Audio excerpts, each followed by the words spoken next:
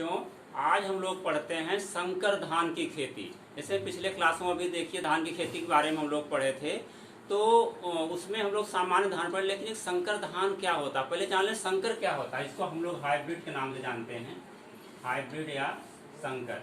Hybrid क्या होता है, जब हम लोग दो विभिन्न अनुवांशिक गुणों वाले नर और मादा को आपस में क्रॉस कराते हैं, संयोग कराते हैं, तो जो हमारी प्रोजनी तैयार होती है उसी को हम लोग संकर के नाम से जानते हैं, हाइब्रिड। ये सपोज दैट जैसे यहाँ पर ए और बी अलग अलग हैं, और इससे जो हम लोग क्रॉस कराएंगे, मान लीजिए मादा हो गई और ये हो गया नर। जब इससे क्रॉस कराएंगे हमारा फायदा सपोज ये सी, जो सी हुआ ये हमारा संकर हो गया, या इसी को हम लोग हाइब्रिड कहेंगे। ये हमारा हाइब्रिड हो गया, ये हो गया। तो ये जो इसके अंदर जो गुण आया है, दोनों का गुण आया, और इसके अंदर एक ऐसा प्रकार का तेज होता है, ऐसी क्वालिटी होती है जो कि अधिक उत्पादन देने की क्षमता रखती है, यानी इन दोनों से भी अधिक देती है। लेकिन इसकी सबसे बड़ी बात ये होती है कि केवल ये पहली बार ही इस्तेमाल करेंगे तो ज़्यादा उत्पादन देगी, जो वैरायटी होगी तैयार होगी। लेकिन इसको जब दोबारा हम फिर बोएंगे इसी बीज को, सी वाले बीज को, हाइब्रिड बीज को, इसमें क्या होता है धीरे धीरे डिग्रेडेशन होने लगता है, इसकी क्वालिटी डाउन होती जाती है, पौधे छोटे बड़े हो जाते हैं, जिससे हमारा उत्पादन कम होता जाता है। इसीलिए जो हाइब्रिड होता है उसको, उस बीज को केवल एक बार इस्तेमाल करना चाहिए। जानते हैं ये हाइब्रिड जो धान होता है, ये उत्पादन सामान्य धान जो हम लोग खेती करते हैं उसके तुलना में ये करीब 15 से 20% 15 से 20% जो होता है उत्पादन अधिक होता है। इससे क्यों होता है, क्योंकि अंदर यही बताए थे अभी, जो हमारे जो आनुवंशिक गुणों से जो अलग भिन्न भिन्न क्रॉस जो हमें प्राप्त हुई थी, प्रोजनी जो हमारी प्राप्त हुई थी अगली वैरायटी, तो उससे जो होता है कि अधिक उत्पादन करने की क्षमता होती है। तो ये हमारे 15-20% उत्पादन बढ़ जाते। अगर हम सामान्य धान में करीब होता है कि 45-55 कुंटल उत्पादन होता है, तो हमारे संकर धान में करीब 60 से 70 कुंटल तक पैदावार होती है। सोचिए कितना डिफरेंस हो जाता है। तो इससे किसान की आय भी बढ़ जाती है। अच्छा, इसमें क्या विशेषता होती है, क्यों बढ़ जाती है? देखिए, जो संकर धान होता है इसमें जो होता है बालियों की संख्या भी अधिक लगती है, और प्रत्येक बाली में दानों की संख्या भी अधिक होती है, और इसके अंदर जो होती है एडवर्स कंडीशन में या विपरीत परिस्थितियों में यह सर्वाइव करने की क्षमता भी इसके अंदर होती है। इसलिए इसका उत्पादन अन्य धान की प्रजातियों से अधिक होता है। और देखा जाए तो संकर धान की जो खेती जो शुरुआत हुई थी, सबसे पहले 1964 में चीन में, वहाँ पर जो संकर प्रजातियों का विकास किया गया, और धीरे धीरे देखिए अब आज ये स्थिति हो गई कि हमारे भारत में बहुत अधिक क्षेत्रफल में, विश्व में देखा जाए तो बहुत अधिक क्षेत्रफल में संकर धान की खेती हो रही है। लेकिन देखा जाए तो अमेरिका ने अगर, चीन ने अगर ये 1964 में सबसे पहले संकर धान की किस्म विकसित किया, तो उसका लाभ भी उसको मिला। इस समय विश्व में सबसे अधिक धान का उत्पादन करने वाला देश है। तो उसका सबसे बड़ा कारण क्या है? संकर धान की खेती। तो हमारे भारत में भी काफ़ी लोग इसको अपना रहे हैं और कॉमर्शियल बेस पर भी कर रहे हैं। किसान भी अगर कॉमर्शियल बेस पर खेती कर रहा है तो सामान्य धान की तुलना में अगर संकर धान की खेती करता है तो वो अधिक पैदावार ले सकता है। तो हम लोग संकर धान के बारे में उसमें खास बातों को पढ़ते हैं। जैसे जानते हैं इसके लिए जो भूमि का चुनाव करेंगे तो वो होती है कि मटियार या क्लेलोम जो होती है, चिकनी दोमट मिट्टी जो सबसे अच्छी मानी जाती है। मटियार मिट्टी में भी अच्छी जो है इसकी फसल अच्छी होती है। इसके लिए खेत की तैयारी जो सामान्य हम लोग कैसे करते हैं, खेत की तैयारी करते हैं, जैसे हम लोग इसके नर्सरी डालते हैं। नर्सरी डालना है हमको, तो नर्सरी डालने के लिए क्या करेंगे? सबसे पहले उसमें पडलिंग करते हैं। पडलिंग वेट विधि से इसका जो है हम लोग इसमें नर्सरी डालते हैं। तो नर्सरी डालने से पहले देखें कि इसके जो बीज की मात्रा कितनी लगती है।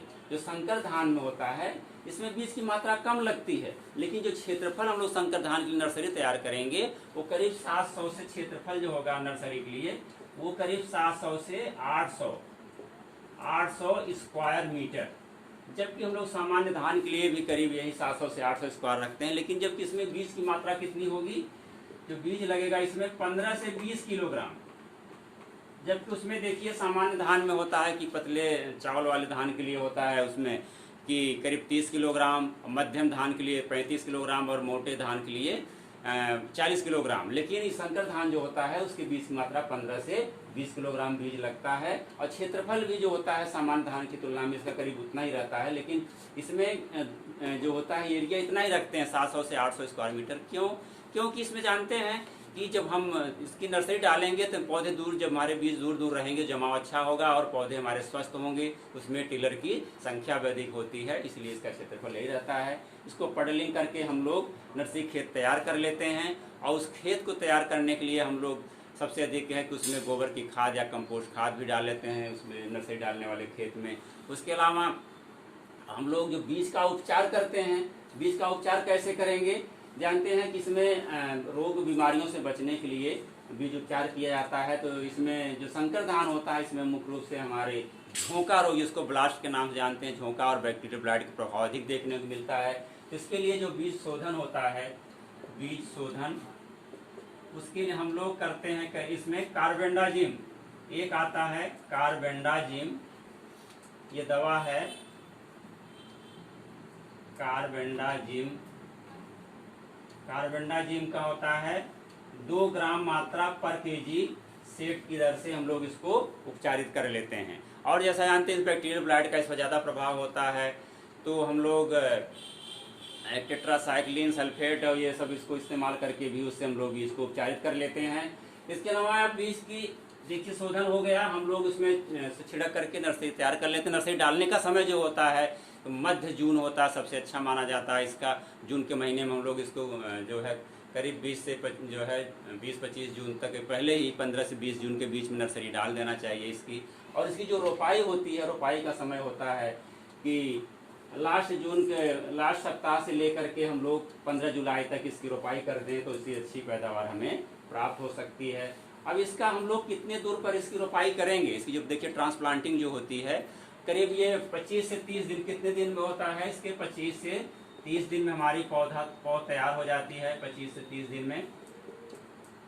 उसके बाद इसको हम लोग नर्सरी से उखाड़ करके इसकी रोपाई कितने दूर पर करते हैं, इसको करीब 15 से 15 गुणे 15 सेंटीमीटर, जबकि सामान्य धान की देखिए 20 गुणे 10 सेंटीमीटर की दूरी पर रोपाई की जाती है, लेकिन इसको हम लोग 15 गुणे 15 सेंटीमीटर रोपाई करते हैं। और इसकी गहराई कितनी रखते हैं, करीब 2 से 3 सेंटीमीटर गहराई पर रोपाई करते हैं। और एक जगह पर, एक पर हिल पर कितनी वहाँ पर धान की रोपाई करेंगे, जानते हैं कि संकर धान है, इसमें टिलरिंग सबसे अधिक होती है और इसके जो पौधे होते हैं बड़े विगरस होते हैं। तो इसको हम लोग 1 या 2 धान, 1 या 2, 1 or 2 ये जो है पौधा लेते हैं नर्सरी से, उसकी रोपाई करते हैं। और एक धान में जो होता है करीब 2 से 3 टिलर भी इसमें निकल आते हैं। देखिए तो समान रूप से एक धान नहीं तो 2 धान की रोपाई करते हैं। इसमें इस चीज़ का और ध्यान रखते हैं, रोपाई करने के 1 हफ्ते के अंदर देखते हैं अगर कोई पौधा हमारा डेड हो जाता है, अगर सिंगल पौधे को रोपे हैं, अगर कोई पौधा डेड हो गया तो हमारा स्पेस खाली हो जाता है, तो उसके जगह पर हम पुनः उसी वैरायटी के जो नर्सरी हमारे कुछ पौधे बचे रहते हैं उसको लाकर पुनः उसकी रोपाई करते हैं, फिलिंग हो जाती है, जिससे हमारे पूरे पौधों की संख्या होती है। और इसमें जो होती है पौधों की संख्या कितनी होनी चाहिए, करीब 1 स्क्वायर मीटर में 45 से 50 हिल या पूजे कहते हैं इसको, पूजे या इतने हिल होने चाहिए 1 स्क्वायर मीटर में, तो ये हमारे जो प्रॉपर पौधों की संख्या हो जाती है। देखिए इसकी रोपाई हो गई। रोपाई करने के बाद हम लोग इसमें क्या करेंगे कि सिंचाई का ध्यान रखते हैं। जानते हैं कि ये धान की विशेषता है कि उसमें हमेशा पानी लगा होना चाहिए, तो करीब 5 सेंटीमीटर से पानी लगा होना चाहिए। और इसमें एक चीज़ का और ध्यान रखेंगे, जैसे हम लोग रोपाई करने से पहले जो खेत की पडलिंग करेंगे, पडलिंग उर्वरक कितना डालते हैं, उर्वरक की मात्रा निर्धारित करने के लिए सबसे बड़ी विशेषता ये होती है कि हम लोग पहले मिट्टी की जाँच करा लें। इससे आप देखिए सवाल जो है इसमें मृदा हेल्थ कार्ड बन रहा है, लोगों का बना भी है, तो उससे मालूम हो जाता है हमारे मृदा में किस किस तत्वों की कमी है। उसको ध्यान रखते हुए हम लोग पोषक तत्वों की मात्रा का निर्धारण करेंगे। बाई चांस अगर किसान ने उसकी जांच मिट्टी की नहीं करवाई है तो ये वैज्ञानिकों द्वारा ये रिकमेंड किया गया है कि इसके लिए जो नाइट्रोजन होती है, सबसे पहले तो हम लोग इसमें ऑर्गेनिक मैन्योर्स डालेंगे, गोबर या कंपोस्ट की खाद करीब 100 से 150 कुंटल जो है कुंटल प्रति हेक्टेयर हम लोग गोबर या कंपोस्ट की खाद डालते हैं। इसके अलावा हम लोग देखिए इसमें अगर हरी खाद है तो उसमें नाइट्रोजन की मात्रा हरी खाद से हम लोग करीब 40 से 50 किलोग्राम नाइट्रोजन प्राप्त हो जाती है। इसे ढैंचा या सनई के हम लोग हरी खाद तैयार किए हैं। अगर नहीं किए हैं तो नाइट्रोजन की मात्रा कितनी डालेंगे, नाइट्रोजन जो होता है इसमें मात्रा बढ़ जाती है 150 kg प्रति हेक्टेयर है ये। और जो फास्फोरस होता है वो 75 kg और जो पोटास होता है वो भी 75 kg इसमें हम लोग प्रयोग करते हैं पर हेक्टेयर हैं ये सब। जितने भी हम लोग पढ़ रहे हैं सब पर हेक्टेयर में ही जो डोज होगी, चाहे कोई भी इसमें उर्वरक हो चाहे बीज हो। इसके अलावा इसमें हम लोग क्या करते हैं 25 केजी जिंक सल्फेट भी डालते हैं। जानते हैं कि धान में जिंक की अधिक कमी होती है, तो जिंक सल्फेट का भी प्रयोग कर लेते हैं। और इसके डालने का तरीका, इसके अलावा देखिए हम लोग इसमें प्रयोग करते हैं अपनी वो ब्लू ग्रीन एल्गी और एजोला भी जो है प्रयोग करते हैं, जिससे नाइट्रोजन की मात्रा बढ़ जाती है, हमारी मृदा की कंडीशन भी अच्छी होती है और सॉइल होल्डिंग जो मृदा में होल्डिंग वाटर होल्डिंग कैपेसिटी होती है वो भी बढ़ जाती है। तो ये इसकी मात्रा हम लोग कैसे कैसे प्रयोग करेंगे। जो नाइट्रोजन फास्फोरस पोटास है, देखिए नाइट्रोजन इसमें जब हम लोग बडलिंग करने के बाद जो लास्ट जब जुताई करेंगे उसके पहले ही जो नाइट्रोजन की 150 किलोग्राम मात्रा है, इसकी आधी मात्रा और फास्फोरस पोटास और जिंक सल्फेट की पूरी मात्रा को अंतिम बडलिंग के पहले ही खेत में छिड़क करके उसमें मिला देते हैं। मिलाने के बाद हम लोग रुपाई करते हैं। और जो नाइट्रोजन की बची हुई आधी मात्रा यानी 150 में हमारी 75 किलोग्राम जो नाइट्रोजन बची है, उसको हम लोग 2 बराबर भागों में इस्तेमाल करते हैं। जो पहला भाग होगा उसका पहले टिलरिंग अवस्था पर करीब 25 से 30 दिन बाद जो टिलरिंग अवस्था होती है उसमें प्रयोग करते हैं। और जो बची हुई मात्रा होती है वो पेनिकल इनिशिएशन या उसको फ्लैग लीफ जानते होंगे। फ्लैग लीफ क्या होता है, झंडा पत्ती जिसको कहते हैं, यानी बाली निकलने के पहले जो पत्ती होती है ठीक उसके नीचे होती है, उसको हम लोग जैसे सपोज दैट ये हमारा पौधा है और ये पत्ती हो गई, ये पत्ती हो गई और यहाँ पर ये बालियाँ निकल आती हैं, इसकी ये बाल निकल आई, ये हमारी क्या हो गई फ्लैग लीफ बोलते हैं इसको, फ्लैग लीफ जानते हैं। तो ये जो फ्लैग लीफ हमारी निकल आवे यहाँ पर और बाल निकलने के पूर्व इसको कहते हैं पेनिकल इनिशिएशन स्टेज। तो उसके पहले हम लोग उस समय ये जो बची हुई नाइट्रोजन की मात्रा है 1/4 चौथाई है उसका छिड़काव कर देते हैं, जिससे ये हमारा जो होता है बालियाँ जल्दी निकल आती हैं और इसको प्रॉपर मात्रा में अंतिम समय तक इसको ग्रोथ अवस्था जो होती है इसके जाने भर के समय तक इसको नाइट्रोजन की पूर्ति भी होती रहती है। तो हमारे हो गए। इसके अलावा हम लोग देखिए ब्लू ग्रीन एल्गी भी डालते हैं इसमें और एजोला भी डालते हैं। तो बीजिए, जहाँ हम लोग पिछले क्लास में पढ़ चुके धान खेती में बीजिए और एजोला होता है, ये तो फर्न होता है, ये हमारा शैवाल होता है ब्लू ग्रीन एल्गी। इसका जो सिम्बियासिस जो होता है इसमें एजोला जो होता है ये भी नाइट्रोजन को कलेक्ट करता है वायुमंडल से, तो करीब 20-25 किलोग्राम नाइट्रोजन हमें प्राप्त हो जाती खेत में। और एजोला जो होता है ये शैवाल और एजोला का दोनों का सिम्बियासिस इफेक्ट होता है, उसमें एनाबिना एजेली नाम की एक जो होती है स्पीसीज होती है, उससे हम लोग एनाबिना एजेली बोलते हैं उसको, एनाबिना एजेली है। ये शैवाल होता है, एनाबिनी हमारे क्या है शैवाल है, एजेली जो होता है एजोला है। ये दोनों का सिम्बियासिस जैसे राइजोबियम होता है, दोनों का एक दूसरे को रिलेशन है, यानी एक इसको नाइट्रोजन देती है तो दूसरा उससे भोजन लेती है। तो सिम्बियासिस इफेक्ट के द्वारा नाइट्रोजन का स्थिरीकरण होता है, तो इससे नाइट्रोजन उपलब्ध होती है और कार्बनिक पदार्थ की मात्रा भी खेत में प्राप्त होती है, जिससे हमारी फील्ड की फिजिकल कंडीशन भी अच्छी होती है, वाटर होल्डिंग कैपेसिटी बढ़ जाती है। तो हमारा खाद और उर्वरक हो गया। अब सिंचाई भी बताया आपको, करीब खेत में हमेशा नमी बनी होनी चाहिए, करीब फ्लावरिंग से लेकर के इसकी जो होती है दाना पकते समय तक इसमें करीब हमेशा 5 सेंटीमीटर की जो है पानी इसमें रुका होना चाहिए। इसके अलावा इसमें देखिए खरपतवार भी बहुत होते हैं, तो खरपतवार के नियंत्रण के लिए सबसे पहले हम लोग होते हैं मैनुअल हाथ से ही खुरपी से इसको निकाल कर खरपतवार को सब नष्ट कर देते हैं या उसको कहीं गड्ढे में डालकर सड़ा देते हैं। और इसके अलावा हम लोग कुछ यंत्र भी हैं जैसे जापानी पैडी वीडर है, कोनो वीडर है, उसको भी हम लोग लाइन में चलाते हैं, तो हमारे खेत की जो गुड़ाई भी हो जाती है और खरपतवार भी नष्ट होकर उसी में सड़ जाते हैं। इसके अलावा अगर इतना नहीं कर सकते तो सबसे लास्ट विकल्प में हम लोग केमिकल का इस्तेमाल करना चाहिए। जैसा कि जानते हैं अगर ये सब नहीं कर सकते तो एक आता है ब्यूटाक्लोर, इसमें ब्यूटाक्लोर ये खरपतवार नाशी है वीडिसाइड। ब्यूटाक्लोर जो होता है इसकी 3 से 4 किलोग्राम मात्रा, 3 से 4 लीटर मात्रा, 3 से 4 लीटर मात्रा ये उसमें है, लिक्विड में है। 3 से 4 लीटर मात्रा जो होती है वो करीब 500 से 600 लीटर पानी में घोल बना करके इसको रोपाई के 2 से 3 दिन के अंदर में इसका छिड़काव कर देना चाहिए। छिड़काव के पहले करते हैं थोड़ा पानी निकाल देते हैं, फिर उसको 1-2 दिन पानी भर देते हैं। तो इससे हमारे जो खरपतवार नहीं प्री इमरजेंस डालते हैं, यानी खरपतवार जमने से पहले ही इसका इस्तेमाल करते हैं, जिससे उसमें कोई चौड़ी पत्ती वाले और संकरी पत्ती वाले कोई खरपतवार इसमें से होता है, सांवा होता है और ये इस तरह से खरपतवार होते हैं, भंगरा होते हैं, तो सब कोई खरपतवार इसमें नहीं होंगे। इससे खरपतवार की सुरक्षा हो जाएगी। तो कोशिश करें कि उसमें मैनुअल कर लें, ज़्यादा अच्छा होता है कि केमिकल का कम से कम प्रयोग करना पड़े।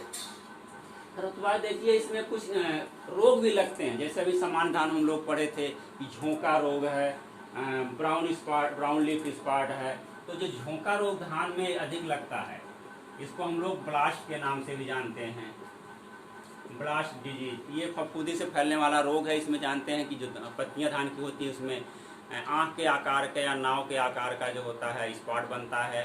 पहले पत्तियों पर दिखाई था, लेकिन धीरे धीरे ये उस तने पर और इसकी लीफ सीध पर भी आ जाता है और ऊपर धीरे धीरे फफोले टाइप के पड़ जाते हैं। तो ये धीरे धीरे हमारे फसल को क्या करता है, पूरे नष्ट कर देता है।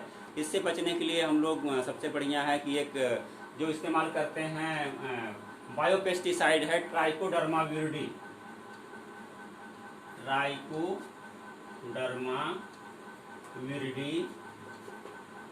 ट्राइकोडर्मा विरिडी या ट्राइकोडर्मा हार्जेनियम, ये फफूंदी की स्पीशीज हैं। तो इसका हम लोग क्या करते हैं कि 4 ग्राम मात्रा लेकर के पर किलोग्राम बीज के दर से उपचारित भी करते हैं, नहीं तो घूम उपचार भी इससे करते हैं। करीब 2.5 किलोग्राम 2 से 2.5 किलोग्राम ट्राइकोडर्मा विरिडी का हम लोग पाउडर मिलता है, उसको लाते हैं और करीब 60 से 75 किलोग्राम गोबर की खाद में इसको मिला करके पानी छिड़कते रहते हैं करीब 10 दिन तक और छाया में सुखाते हैं, छाया में रखते हैं। उसके बाद अंतिम जुताई के समय खेत मिला देते हैं। तो जितने फफूंदी वाले हैं, चाहे झोंका हो गया हमारा, चाहे ब्राउन स्पॉट हो गया, ये सब उसमें, और चाहे वो हमारी ये हो गई इसका जो भी लगता कंडुआ रोग लगता है, ये सब क्या फफूंदियों को धीरे धीरे ये सब नष्ट कर देता है। तो सबसे बढ़िया बायोपेस्टिसाइड आ गया है, इस्तेमाल भी खूब हो रहा है, इसका प्रचार प्रसार भी हो रहा है। इससे उपचार कर लेते हैं झोंका रोग का। और इसके अलावा अगर इससे नहीं तो केमिकल हमको इस्तेमाल करना, क्योंकि हम लोग पिछले धान खेती पढ़ ले, जैसे जिनेब होता है, डाइथेनियम 45 है, उसका करीब 2.5 किलोग्राम मात्रा की छिड़काव करते हैं, जिससे ये धीरे धीरे बीमारी समाप्त हो जाती है। झोंका रोग के अलावा एक ब्राउन स्पॉट होता है, उसमें ब्राउन स्पॉट में इसमें अंतर ये होता है कि उसमें जो गोले बनते हैं वो राउंड शेप बनते हैं और पत्तियों बनते हैं, धीरे धीरे ये क्लस्टर बनते हैं और बहुत ज़्यादा होता है, तो पत्तियाँ हमारी साइड से आगे से सूखने लगती हैं। ये भी बहुत ब्राउन स्पॉट होता है। अभी बताए थे आपको कि पश्चिम बंगाल में अकाल भी आया था उस समय इसी बीमारी की वजह से। तो इसको कंट्रोल करने के लिए यही सब विधियाँ हैं, जैसे इसमें भी करते हैं। इसके अलावा इसमें जो ज़्यादा प्रकोप होता है बैक्टीरियल लीफ ब्लाइट,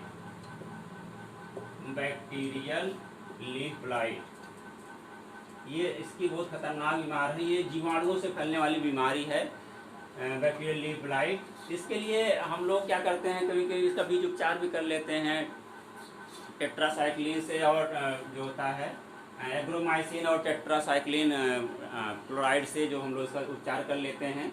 करीब 90% उसका जो होता है 4 ग्राम पर केजी बीज से 4 किलोग्राम पर केजी बीज के हिस्से इसको उपचारित कर लेते हैं। अगर खेत में लग गया है तो इसकी 15 ग्राम मात्रा को हम लोग 500 से 600 लीटर मात्रा में करके खेत में छिड़काव करते हैं, जिससे काफ़ी हद तक नियंत्रण पाया जा सकता है। इसमें एक लगता कंडुआ रोग भी लगता है। देखिए कंडुआ रोग जानते हैं, ये बीज जनित बीमारी है, सीड बॉर्न होती है। ये बीज के अंदर से धीरे धीरे फफूंदी बढ़ते रहते हैं, ऊपर जहाँ दानों की जगह एक काले रंग का चूर्ण बनता है, जिससे हमारी सब फसल बेकार हो जाती है। जब कटाई करी देखिए उसमें काले काले पाउडर निकलते हैं। तो उसके उपचार के लिए सिस्टमेटिक है, तो सबसे बढ़िया कार्बेंडाजिम से आप उपचारित करें और बीज सर्टिफाइड लें और बहुत विश्वसनीय ऑथेंटिक बीज लें। और जो है इससे जो रेजिस्टेंट वैरायटियों का चुनाव करें, तो वो रोग रहित प्रजातियों का हम लोग चुनाव करें। इसके अलावा इसमें टुंगरो एक वायरस नाम की बीमारी लगती है।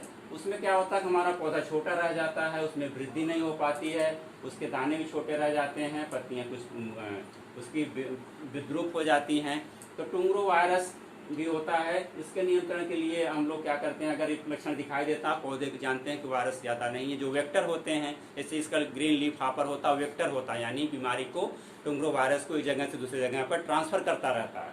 तो उसके करने के लिए हम लोग इंसेक्टिसाइड से क्यूनालफास है 1.5 किलोग्राम मात्रा को 500-700 लीटर पानी में घोल करके छिड़काव कर देते हैं। तो जो ग्रीन लीफ हॉपर है वो नष्ट हो जाता है, तो इसका टुंगरो वायरस का प्रसार भी कम हो जाता है। इसके अलावा कीड़े भी इसमें लगते हैं, जानते हैं कि इसमें जो तना वेधक होता है, तना वेधक तो उसमें तने में घुस करके उसमें उसकी जो गोंप होती है उसको काट देता है। तो डेड हर्ट ऊपर देखिए, इसमें जो हमारे गोंप होते हैं, बढ़ने वाले ग्रोइंग पॉइंट होते हैं, वो सफ़ेद रंग के हो जाते हैं। अगर उसको खींचो तो उखड़ जाता है आसानी से।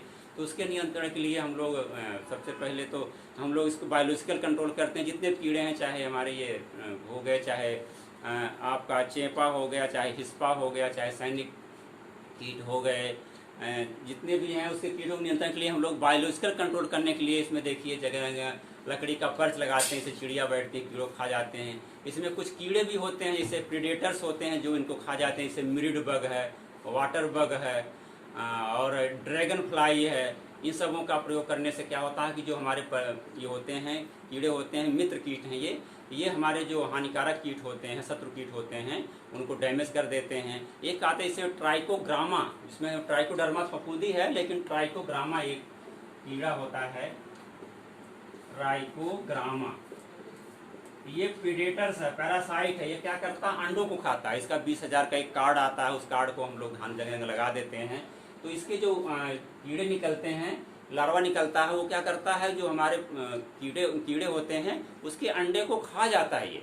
तो इसकी विशेषता होती है ट्राइकोग्रामा का हम लोग इस्तेमाल करके। ये बायोलॉजिकल है, बायोलॉजिकल कीट नियंत्रण है, तो इससे हम लोग उसको नियंत्रित कर लेते हैं। इसके अलावा देखिए एक होता है, इसमें कीट होता है रीफ रोलर होता है, और इसके अलावा इसमें और भी तमाम कीट। सैनिक कीट देखिए, जब उसमें बाली अवस्था आती है तो उसमें दरारों में छिपा रहता है, पौधों में छिपा रहता है और रात में निकल के बालियों को काटता रहता है।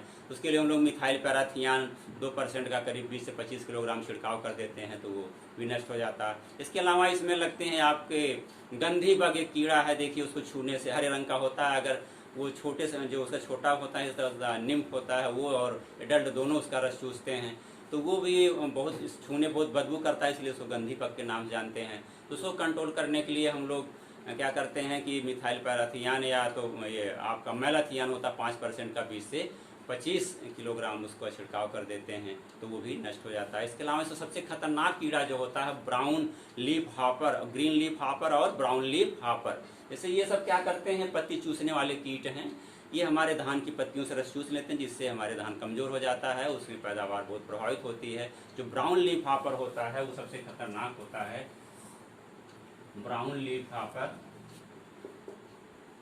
इसमें छोटे छोटे पंख होते हैं, ये पत्तियों का रस चूसते हैं, उसमें गुच्छों के उसमें अंदर जो है पुंज के अंदर उसके जो हिल होता है उसके अंदर छिपे रहते हैं पौधों के बीच में, और पत्तियों का रस चूसते रहते हैं, जिससे जगह देखिए पत्तियां जली हुई महसूस होती है। इसको ब्राउन इसको बर्न के नाम जानते हैं, ब्राउन बर्न, जैसे जला हुआ महसूस होता है।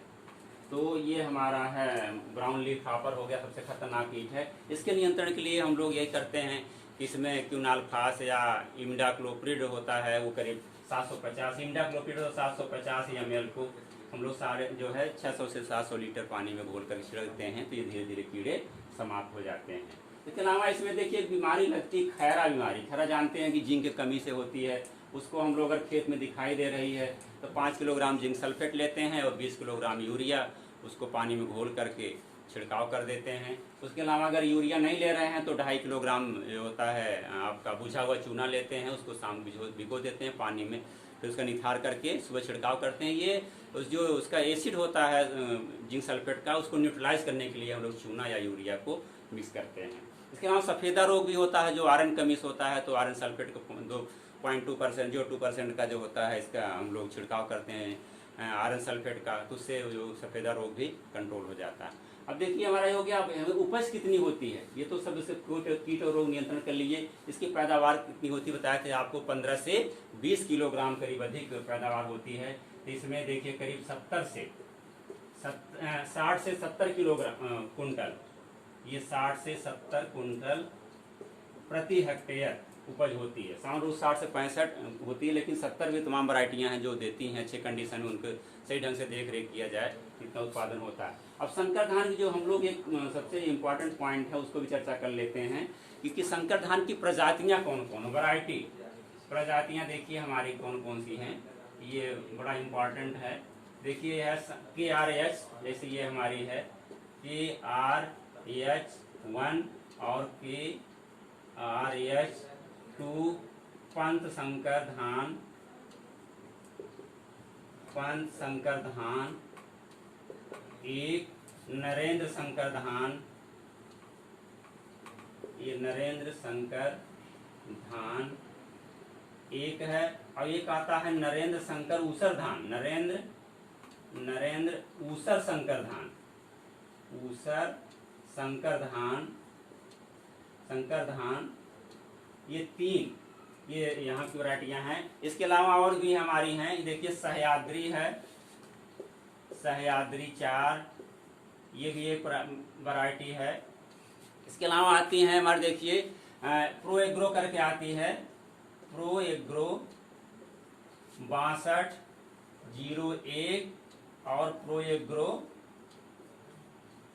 एग्रो 6444, ये बहुत चर्चित वैरायटी है। देखिए ज़्यादातर किसान इसको इस्तेमाल भी करता है। 6444 आती है, एराइज के नाम से भी है। कि प्रो एग्रो 6201 एराइज और प्रो एग्रो 6444, प्रो एग्रो एक प्राइमा के नाम से भी आई है, वो वैरायटी है। और वैरायटियाँ हमारी हैं, जैसे देखिए ये है DRRH